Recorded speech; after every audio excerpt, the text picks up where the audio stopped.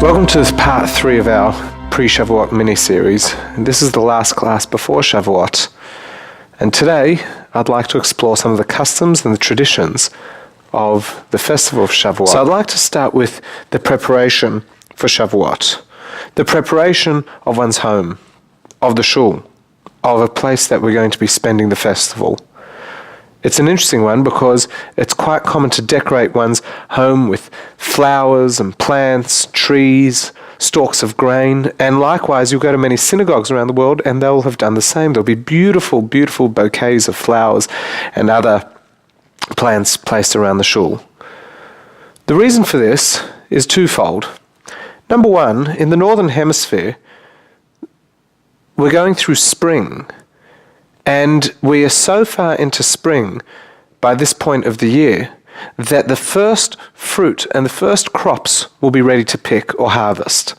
And Shavuot celebrated the agricultural milestone of the year of where the first fruit and first crops were ready to be picked. And often, these first fruit would actually be selected and taken to Jerusalem as part of the festival and actually be dedicated and donated in the temple and to the temple and the Kohanim. And this was actually a really, really beautiful tradition because it basically paid respect to the fact that although we work and toil to grow our farm produce, the fact is so much is dependent on things beyond our control. So much is dependent on the weather, so much is dependent on rain, so much is dependent on no frost. And these are things that are well beyond our control. And most years throughout history, the seasons have been good to us. And we actually have to come and appreciate the creator of the seasons, the creator of this beautiful natural system. And so for that, we would bring the fruit to the temple, paying recognition that this fruit is not just the fruit of our labor. And it's not just that nature gave it to us, but rather this is a creation. And we are so lucky to be in this world with such beautiful precision. Number two is because, as I mentioned in the Kabbalah section of this series, in part 2 and in part 1, the mountain, Mount Sinai, actually bloomed and blossomed while the Shekhinah, while the cloud of glory was draped on top. When there was that presence of Hashem on top of the mountain, although it was a desert mountain, because of the divine energy that was just there, the mountain had no choice but to blossom.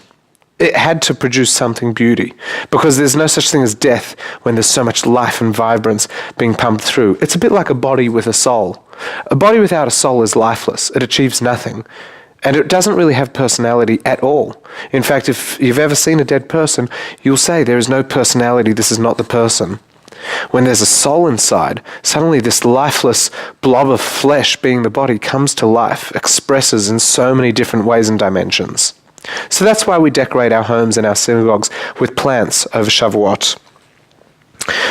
On the first night of Shavuot, and I say the first night because outside Israel we celebrate 2 days of Shavuot, on that first night we stay up all night. Now again, in the Northern Hemisphere that's not so much of a challenge, but here in the Southern Hemisphere it actually is, because we've moved into autumn and winter.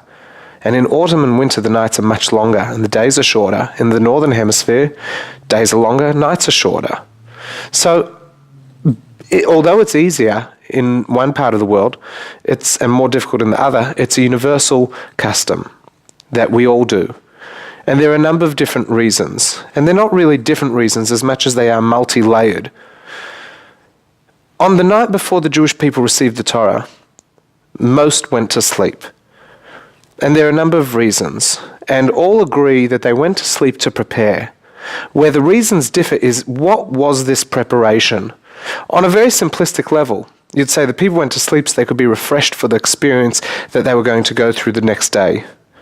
On a deeper, more mystical understanding of this narrative, the people went to sleep because there is that realization that when we're asleep, much of our soul actually departs our body. And the soul being free, and the soul not having to actually be bound to a body or one's conscious self, would allow it to tap in to something far greater than we could comprehend while we are limited people. And therefore they went to sleep to free their soul They'd gone through days of preparation in which they were physically and spiritually conscious of what was going on and were hoping for one final stage of preparation while they would sleep, that their souls would encounter some sort of experience, and when they came down the next morning and the people would wake, there would be some sort of new revelation, some sort of newfound form of preparation for this ultimate revelation, which would be the giving of the Torah en masse. Whatever it was, many people slept in. Not only did they sleep in, but they had such a deep, rich sleep that they needed to be awoken. They needed to be woken up. They needed to be shaken and said, "You're late." And they actually came late to the giving of the Torah. As a result, we choose to stay up, and when we read the Ten Commandments and we reenact what actually happened on that day, we're coming off a night of being awake. But we don't sit around. We don't sit around schmoozing. It's not a night of just long meals and just waiting for the time to pass. There are a number of different customs. Some people read a book called the Tikkun. And yes, Tikkun does mean to fix. And what it is a book of a collection of summaries and beginnings and ends of all different parts of Torah, of the actual 5 books of Moses, of the works of Nevi'im and Ketuvim, the scriptures and writings from the prophets. There are sections from the Mishnah, there are sections from the Zohar, and basically over the course of the evening we'll have touched every aspect of the Torah. And this allows us to actually prepare for what's coming the next morning. Others don't stick to such a formal guide of the Tikkun Leil Shavuot, and they'll just go from class to class to class, and there are plenty of different classes in many cities in the world engaging all sorts of different areas and talks and topics in Judaism. And so this is the general custom, to stay up and learn in some way. The next morning, we come to shul and we hear the Ten Commandments. Now this is a very, very interesting custom. There is a push in many circles for men, women, and children all to make it to shul to hear the Ten Commandments. It's not a direct obligation, but it's highly encouraged. And it's based on a medrash. The medrash is a deeper insight and uses analogies and parables to explain the stories of the Torah. And the medrash tells us that when Hashem was going to the people, and in this analogy, in this story, this isn't a literal story, but when Hashem said to the people, "Why should I give you the Torah?" They said, "Because we descend from Abraham, Isaac, and Jacob, Sarah, Rivka, Rachel, and Leah. These are our ancestors. We come from great, great spiritual people. In their honor, give us the Torah." And Hashem said, "No, that's not good enough. The fact that they were good people does not mean I can entrust this beautiful piece of spiritual guidance. The purpose of creation, I can't entrust it to you because you had good grandparents." So the people came back and said, "Well, in our honor, we were slaves and you redeemed us and obviously felt that there was a value in us, so please give it to us for our own sake." And Hashem said, "That's great, but when you die, you'll have left the Torah behind, but you won't be there anymore to honor it. So I can't really entrust it to you." And the people said, "Wait, please give it to us for the sake of our children. They will be the guarantors for the Torah. They will put it into practice. We will take it, we will teach it to them, and they in turn will teach it to the next generation, pushing it forward, always allowing the next generation to make a contribution to this world in a spiritual way." And with those words, Hashem said, "I accept. I can see that your investment in the future and your care for the children is a good enough reason for me to give you the greatest works ever to be given to mankind." Because this was not just a collection of stories and laws. This was Hashem giving reason to physical existence, the purpose for why we exist. So it's encouraged that we all come. We men, we women, and we the children as the next generation. One last custom to explain for this year. Dairy. Shavuot is often known as the festival of dairy meals. It's not lactose friendly if you're lactose intolerant.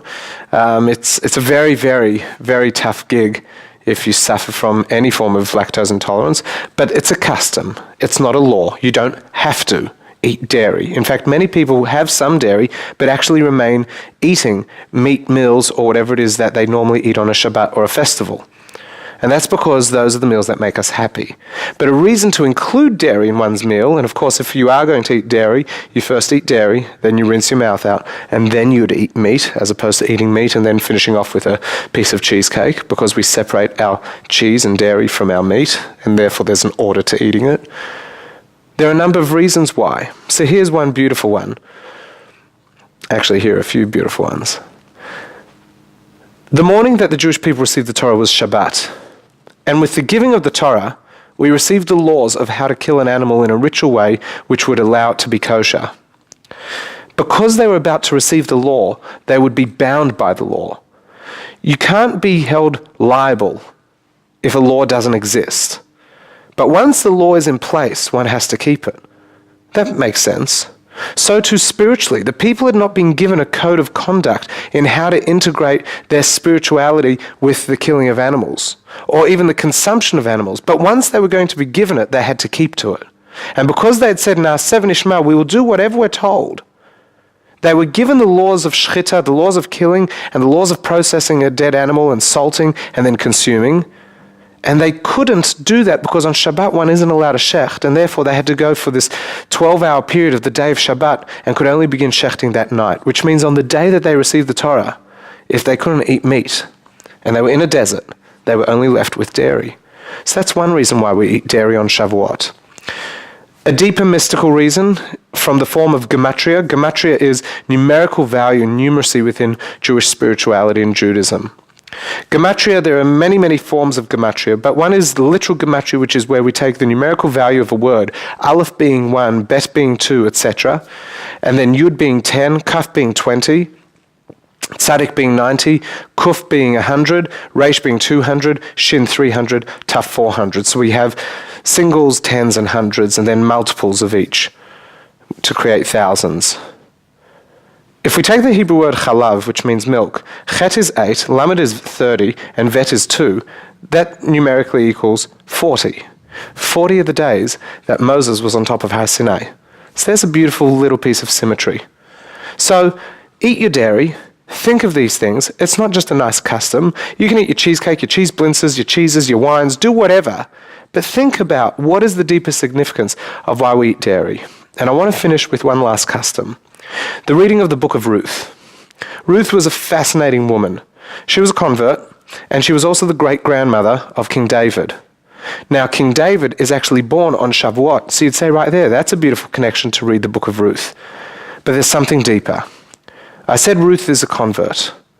On the day of Shavuot, we all became converts. We had been slaves that had gone free, but we were spiritualless. We didn't have any more meaning in our life than anyone else in this world. We didn't understand the purpose of creation. We were at our own whims to try to guess and work that out. Just like Abraham, Isaac, and Jacob. They guessed what they knew. They discovered. They weren't given this code of instruction on a silver platter. Adam knew. He wasn't given a scroll. So they had been living off inspiration. On the morning of Shavuot, Hashem gave Moses the Torah and they gave it to the people. That was the moment that heaven and earth merged. That was a moment that was no longer the age of discovery, but it was a new age of learning, being given a text, being given a piece of work, being given a code, and being told, no longer are you to try to discover this, you are now to decipher this and work out how to implement it in your life and in the world. So that day, we also received a different type of soul. We went from being slaves to a people with a purpose. Our purpose would be to live as Jews, and this was our constitution, our spiritual guide for what it means to be a Jew. And the 613 commandments became 613 methods of connection that our soul can do in this world with other souls and other spiritual beings within every single object of this world. And so the Book of Ruth is really our story.